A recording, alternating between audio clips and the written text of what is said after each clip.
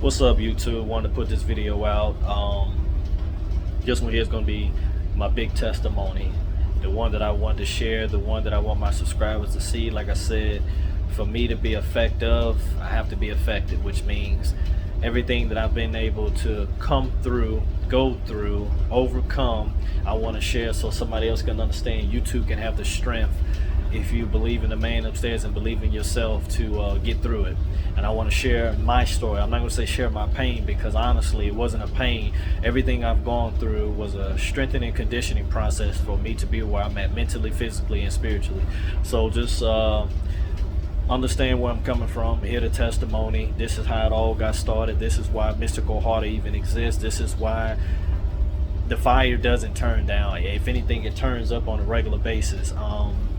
And this is why my grind is real. This is why I want it all, gotta do it all. And I'm a alpha male, A-type personality individual, as you can see. So that's why I don't look directly at the camera all the time. Got 15 empties, a little bit above St. John.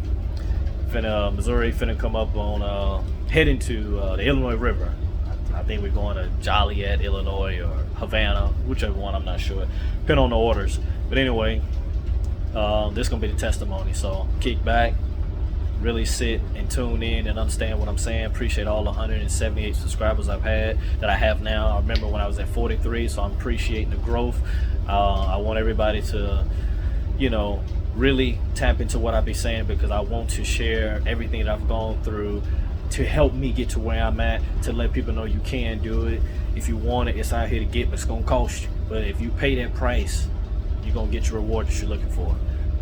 But the bigger the reward, bigger the price. The word says, to whom much is given, much is required. So understand that. When you understand that, everything kind of be explained a little bit more. So anyway, I'm gonna go ahead and dive into it. I will say there's a part of the testimony that is very, very sensitive. I'm hoping I don't cry and keep a straight face with you, but if I do, understand that this is real.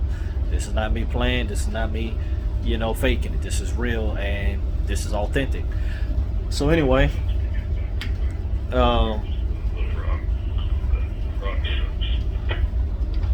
make sure this fella here ain't behind me.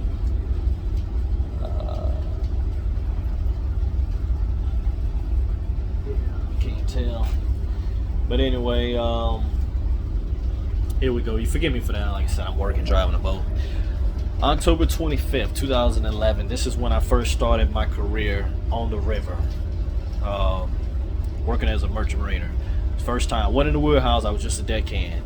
But I'm gonna take you to how it all got started. So I'm in North Carolina. Chose not to go to the military.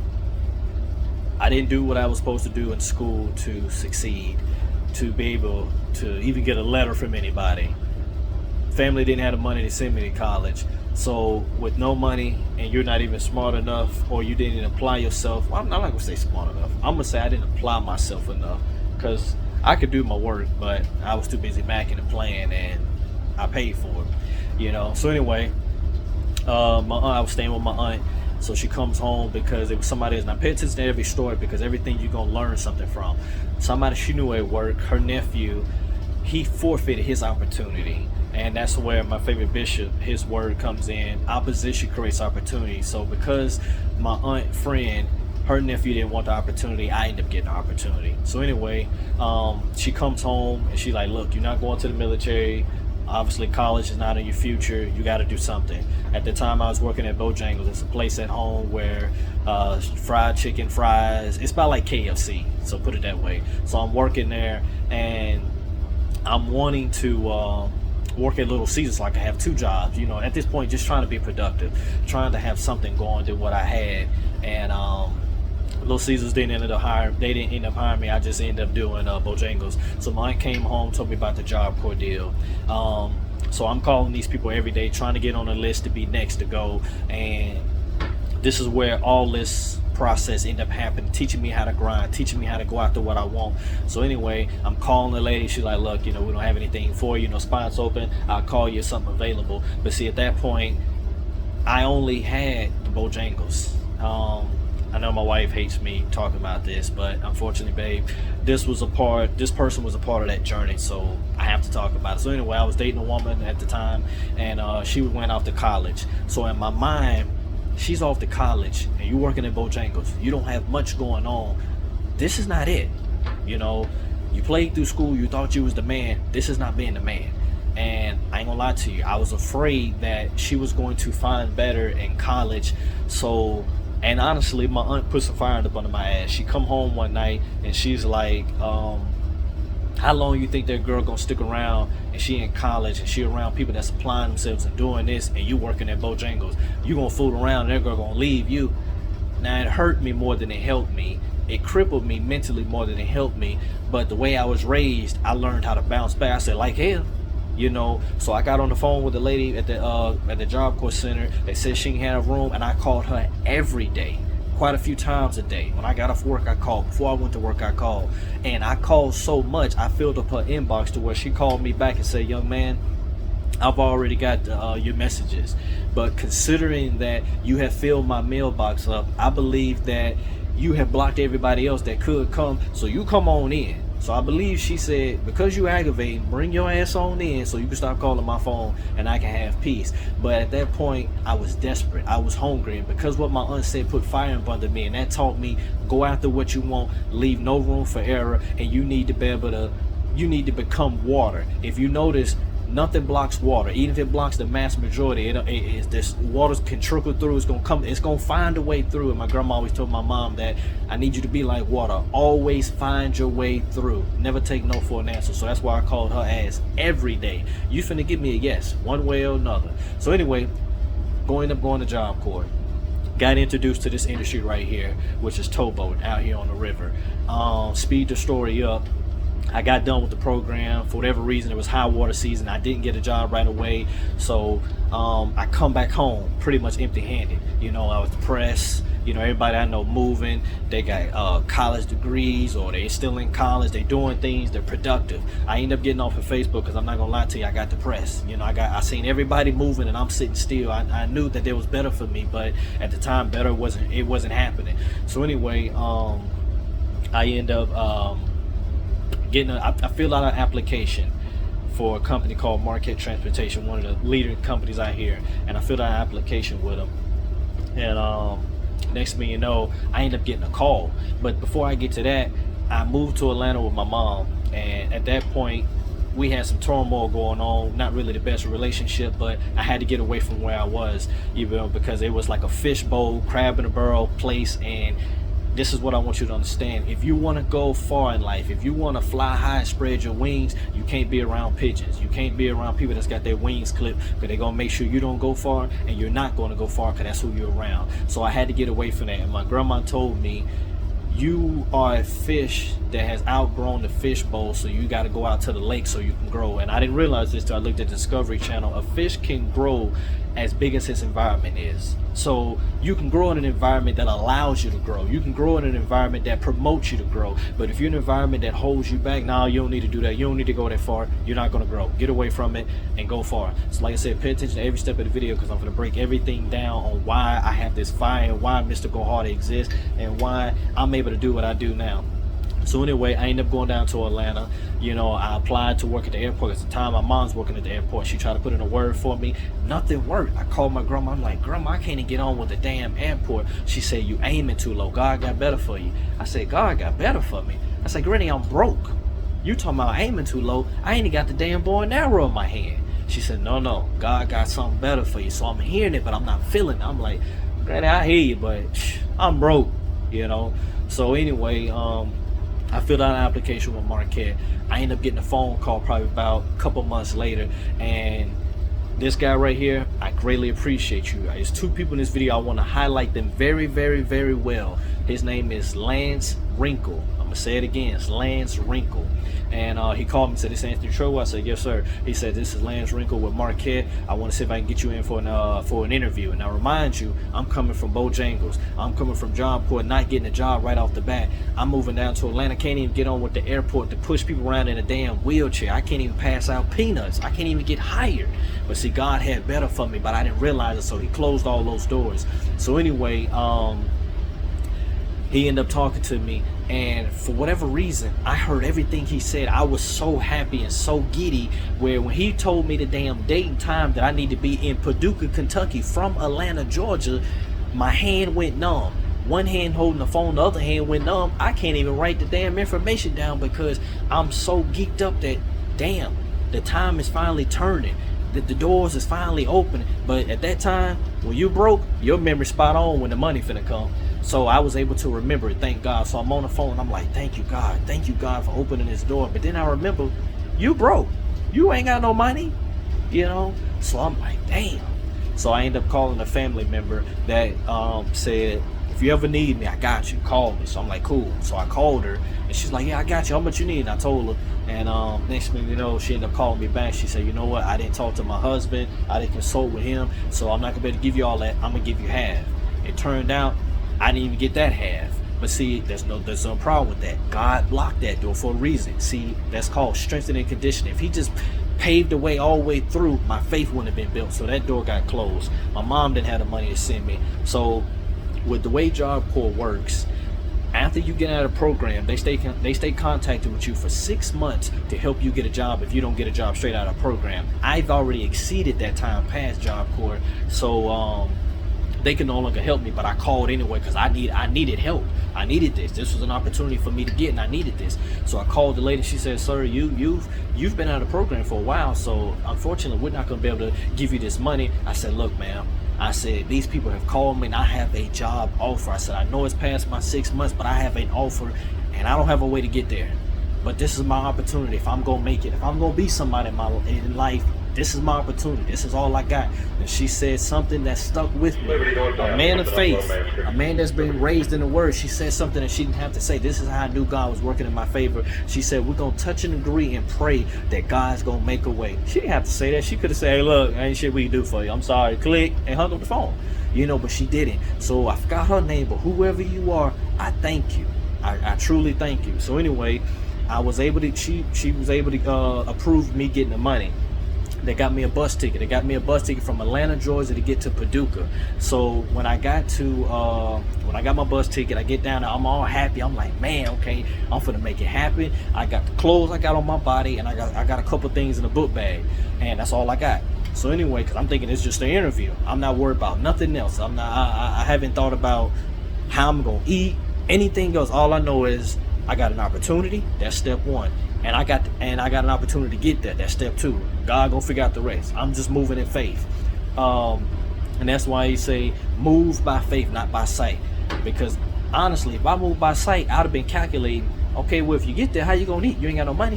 Okay, well, if you got some money to get there, how you gonna eat? If you get some money to eat, where you gonna stay? This, that, and the third. I didn't think about none of that. That was moving strictly off of faith. So anyway, I'm on the bus and I'm riding, and as I get close to Paducah, I'm thinking, you've been smoking. I'm thinking, damn, I got a job interview. I'm about to get piss tested. I said, oh, Lord have mercy. I said, I'm coming all the way from Atlanta, Georgia, and I've been smoking. I'm not even gonna get the damn job. So I called my grandma. It's probably about 6 in the morning. I said, Granny, I said, look, I'm on the way to this place to get this job, to at least do the interview. I said, I've been smoking. I said, they're gonna piss test me. She said, you know what, we're gonna pray. I'm like, Granny, prayer? I said, Granny, my piss gonna be dirty. She said, no, we gonna pray. God gonna move in your favor. I said, all right, Granny. So she prayed, threw it down a good one. That's my go-to. That's my prayer warrior. So anyway, she prayed for me. She said, we're gonna touch and agree. She asked me, do I agree? I said, yes, I agree. And then she ended the prayer with Jesus' name we pray, amen. I said, thank you. So as I'm sitting there, my spirit got lifted back up and I'm moving off of faith. So I get to the place, I get to Greyhound. Now mind you, I just got enough money to get to there with a bus ticket. I only got no round trip. I just got one-way bus ticket. I get to the Greyhound station, and at this moment it got real. So I asked the man, I said, do you know what Marquette Transportation Building at? Now, they got over 100 companies in Paducah, Kentucky. Hell, he didn't know. So he said, it's probably that way. So anyway, I'm walking to this way. Pay attention to this term, long walk. This is why I say that. So I'm prepared to walk to this place. Prepared to walk there. So I end up walking a couple miles, more than a couple miles. I end up getting to a place where I'm like, I don't know if this is it. So I stopped in a place. I said, do you know what Marquette Transportation Building at? They said, oh, it's the other way. So I'm thinking, man, the man told me it was over here.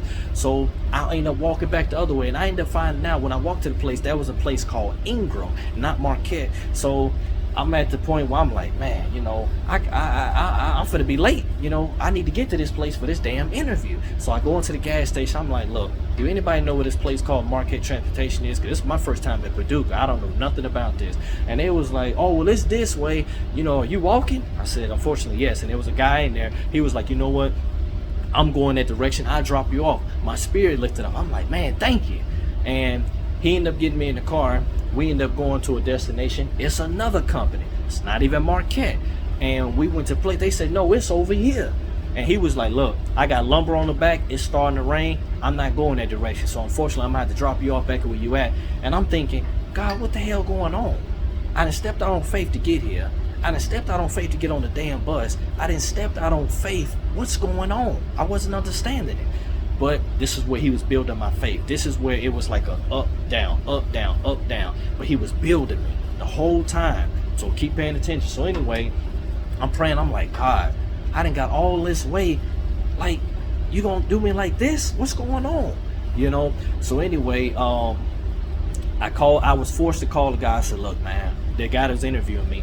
I said, look, I done made it here. I said, I didn't want to call and tell you this, but I don't have no money to get to the building, to the office to do this interview. I said, honestly, I just had enough money to get to Paducah. He said, unfortunately, without you being an employee, we're not going to be able to spend no money to get you here. And I said, I understand. He said, you know what? Hold on. This is another woman. I'm going to highlight her name. Her name is Sandy Bryant. I'm going to say it again. Her name is Sandy Bryant. She ended up becoming my dispatcher. I got much love for you, Sandy, and I thank God for you and Lance Wrinkle. I thank God for Sandy Bryant, and I thank God for Lance Wrinkle.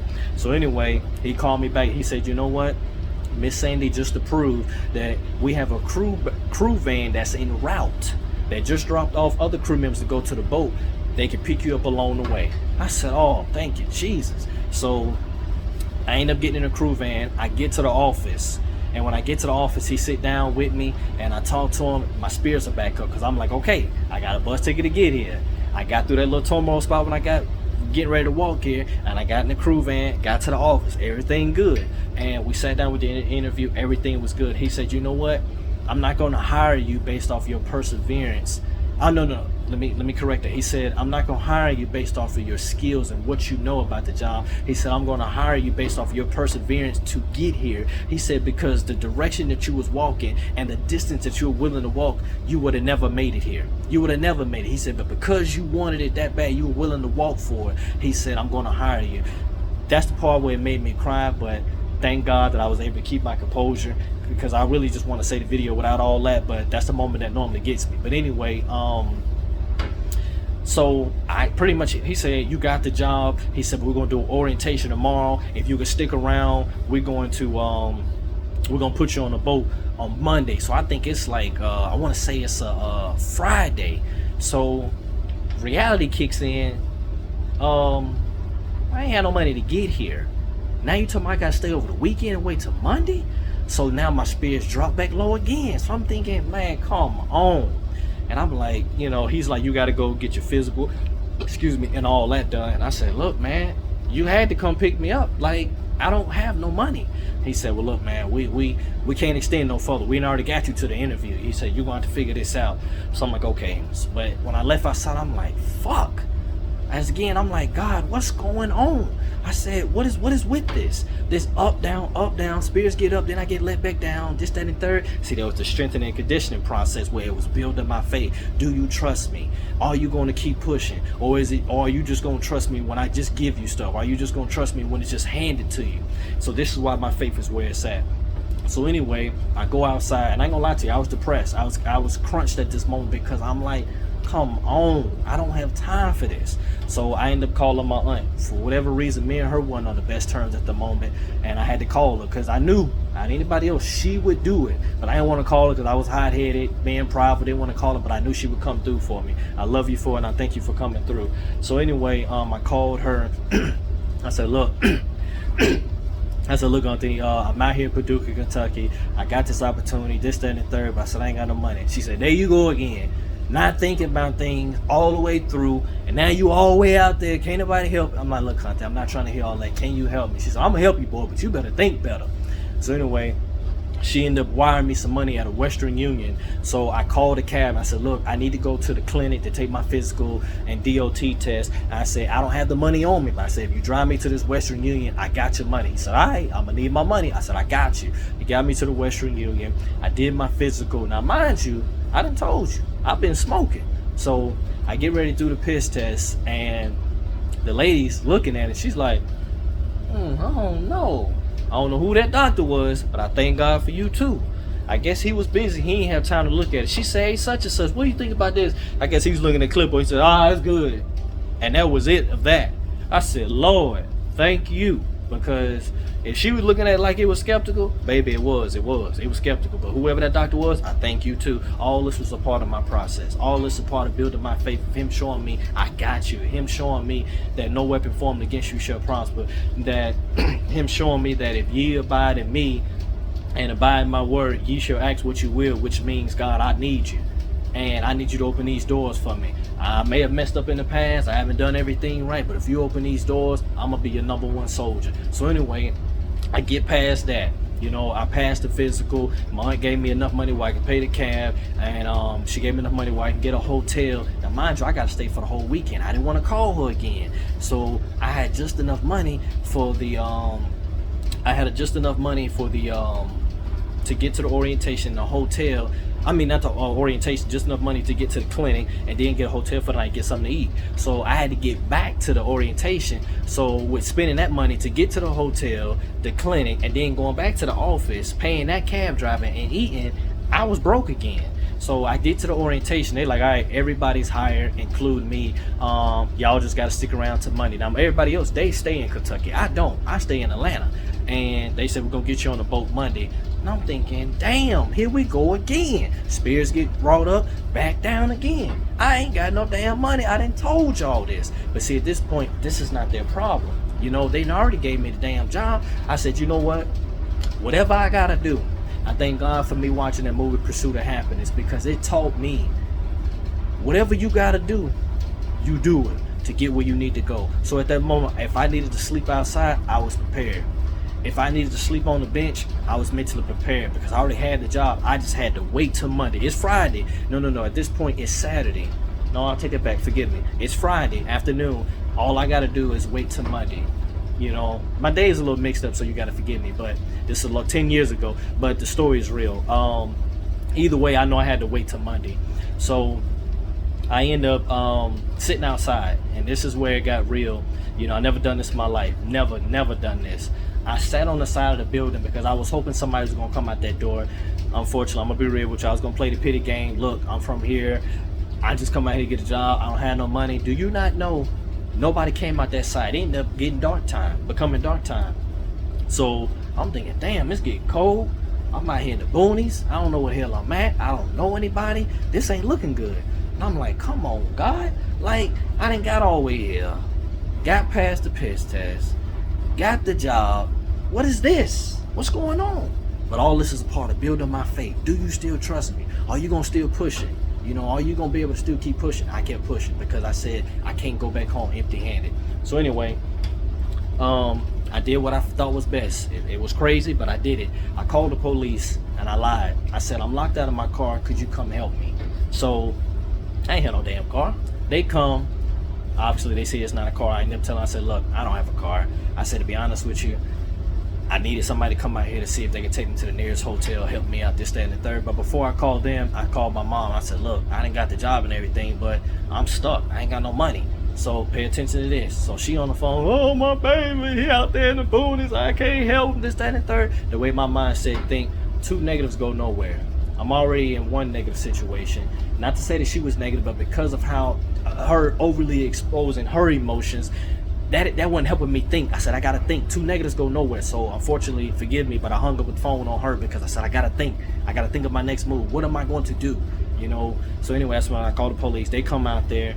They wasn't willing to help, but whatever the reason it was, it's all good. You know, they get out the car, they looking at me, you know, and one got his hand on his hip by the gun. You know, you got a knife on you? I'm like, no sir, I ain't got no knife. You got ID on you? I gave him my ID, and I said, look, you know, I said, where's the nearest hotel? They said, oh, it's that way. I said, well, could you give me a ride? They said, only way you can get back in the police car is if we taking you in. I said, well, you know, I just need a ride. I said, well, we can't give it to you, but you can walk there. I said, okay, thank you. So I grabbed what I had and I walked. That was another part of the walk that I had to walk. It was a dark night and a very cold night. Not knowing where I was going, but I had this little bit of gas in me that I have the job. So whatever I gotta do, I'm good. So my mom said, just get to the hotel, see if we can work something out. So I ended up getting to the hotel, and I walked there. Took a few hours, but I ended up getting there, and my mom ended up asking the lady, you know, could you allow my son to get a room until I'm able to wire you the money in the morning? She said, unfortunately, we can't do that. So I'm like, all right, whatever. I said, at this moment, hey, if the man in pursuit of happiness can do it, I can do it. I already got the damn job. All I gotta do is sit tight to Monday. You know, it's the weekend, I'll be all right. So anyway, I end up going outside on the bench. The lady's looking at me. I don't know her name, but I thank God for you too. She ended up looking at me. She said, you know what, I could get fired for this, but she said, if your mother could sign these papers, and you know, I'm gonna fax them to her in the morning if she get to the airport, if she can sign them and send me that money, all this will be covered for the room. So she ended up giving me a room so I didn't have to sleep outside. I thank God for her. I don't know who you are, but I thank God for you. She allowed me to get a room. Now mind you, all this help going on, but I don't have no money. So all this time that went by, out of all that walking I've been doing, I haven't ate anything. So I got to sit tight to Monday. I didn't want to call my aunt again, you know, to ask her for no more money. So I'm being prideful and I'm not saying anything. I'm going to tell you, I've never experienced this in life, but I got hungry as hell. Literally hungry as hell, you know. So I ended up getting down and desperate. I called my aunt. I said, look, I know I already asked you for some money, but I got to sit tight to Monday. I got a few more days to be here. And I said, I need money to be able to stay in this room. And I said, I'm hungry as hell. I'm hungry. So she said, you hungry? She said, no, we're finna fix this. She said, where's the nearest Western Union? So she Googled it, and she told me this is where you need to go. And she sent me enough money to last me until I was able to get on the damn boat. But I had to walk to that location.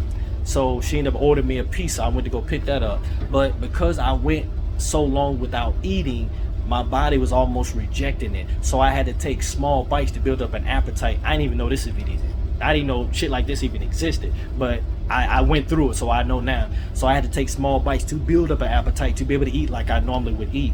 At that point, everything was good. Everything was peaceful because it's like, okay, now I'm finally good. Now I'm finally okay. I can just wait it out. So now that I am an employee now, they end up having a crew van. Speed it up. They end up having a crew van coming to pick me up that Monday and taking me to the boat. And when I got to the boat dock, the crew members looked at me, man, where's your suitcase? I said, I don't have one.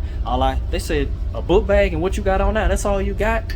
Now, y'all listening to the testimony, but I told them, I said, if you knew what it took for me to just get right here, it's all good. They said, man, you ain't got enough to make 28 days. I said, I'm gonna make it work.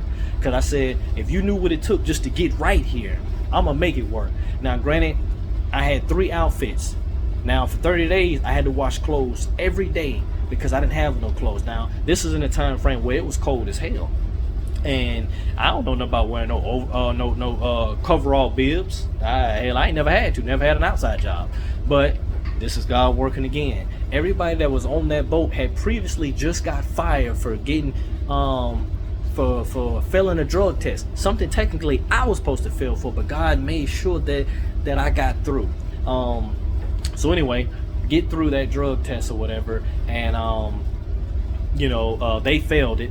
So the people got off the boat, and somebody left their coveralls on. Now he must have been like 6'5", 6'7", because I had to roll the coveralls about 3 times on the arm, about 4 times on the legs, but I was warm. I was dating a girl at the time. She ended up sending me a care package of clothes, so thank God for you. Everything worked out how I needed it to. So this is why I go hard, because I prayed to God before I even left Atlanta and went to Paducah, and I said, God, I don't know how to get the train on the track, and I don't know how to get it started. But I said, if you get it started and you put it on the track, I'm going to keep feeding the coals. And from October 25th, 2011 to this day, that's what I've been doing. So when somebody says, why you go so hard? I remember my long walk. When somebody asks me why I do what I do, I remember when I went hungry. When somebody asks me why I do what I do, I remember when I got hired on, and when I got off the boat, I was in a crew van that drove the same roads that I was walking to trying to get the very job that is driving me to be able to go back home. I remember that. I remember when they were paying for my plane tickets and I would end up getting back to the city of Atlanta, and the very jobs that I didn't get hired on with, pushing people around or taking people's tickets and baggage and loading them up in a plane. I understood when my grandma said, "You aiming too low," because he had something better for me. I've been able to make myself up, work myself up to be a captain. I was on, the drama didn't stop there. I was on boats where before I got cut loose, they told the office that I would only be good on a 2-piece unit, which means pushing 2 barges. I'm pushing 15 empties out there, 15 of them. That's 1,000 foot long out. So I had to keep pushing. So when you looking at this video, do understand this is real. Do understand you can make it if you want it. Do understand God is real, and he's been real in my life, and I'm very, very thankful. And the show don't stop. He's real enough where that person that didn't even have enough money to pay for a damn plane ticket, now I'm buying a house that's damn near $1 million. I can make sure that, when I first married my wife, I made a promise to her, and I told her that if you stick with me and you love me, I got A through Z, I'm going to take care of that college debt. She has no college debt no more. I'm going to make sure you get a brand new vehicle. She got a brand new vehicle that's fully loaded. And I said I'm going to make it worth your while, but you got to stick through it because it's going to cost something. Because as you listen to this story, did it not cost me to get here? Did it not cost me to get to this level? It did. So this is my testimony. Take it and run with it and understand, if I got where I'm at with my long walk, you need to take your long walk, get where you're going to be at. So as a closing, thank you, God. Thank you, Sandy Bryant. Thank you, Lance Wrinkle. I appreciate both of y'all because y'all are part of my testimony, and I'm very thankful for both of y'all. That's it, y'all. Take it and run with it.